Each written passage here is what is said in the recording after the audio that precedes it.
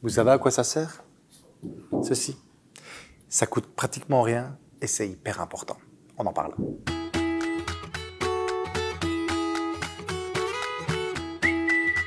Bonjour à tous, Thomas de chez DefiTech.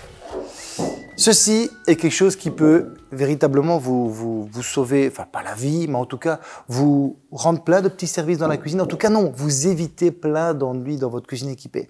Alors je vais vous montrer après comment ça se met, mais d'abord vous montrer où ça se met dans la cuisine équipée.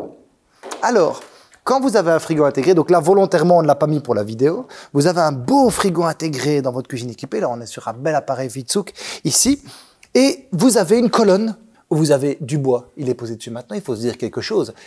Le frigo, un frigo sur toute sa vie qui ne va jamais couler, il y a très peu de chances que ça arrive. Pourquoi?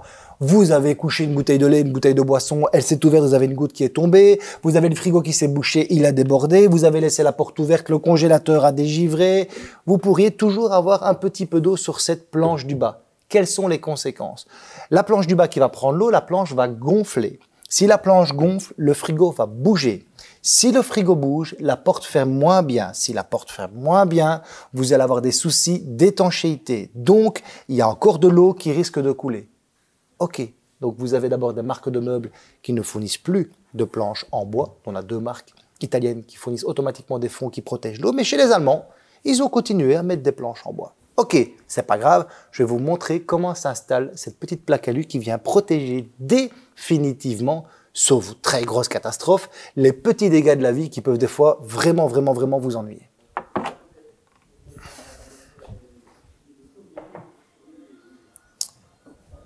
Vous allez me dire pourquoi je n'ai pas enlevé le frigo? Parce que je n'allais pas vous enlever un frigo complet pour vous montrer la plaque. L'idée, c'est qu'une colonne, c'est standard, en fait, c'est toujours une 56 intérieure. Donc, en fait, vous voyez, la plaque, elle est extrêmement bien faite. Vous avez ce petit rebord, ok, qui vient protéger, donc, en fait, le champ avant. Et vous avez une petite lèvre en caoutchouc. Et en fait, cette plaque alu, avant qu'on place votre frigo,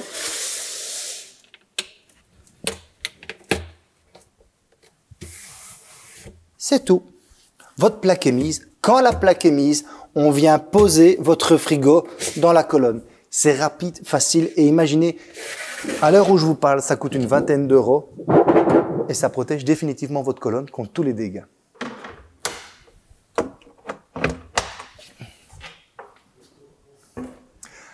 Alors, vous allez me dire, ok Thomas, depuis le début de la vidéo,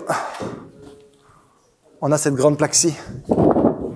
Ben c'est 90 cm pour les meubles éviers, évidemment. Parce que s'il y a bien un risque, un meuble, un endroit dans la cuisine qui risque de se prendre de l'eau avec le temps, c'est le meuble évier. Alors, donc, deux dimensions standards, 60 ou 90 cm. Alors, on va répondre aux futures questions. Ok, Thomas, super, mais moi, j'ai un meuble évier de 80 cm.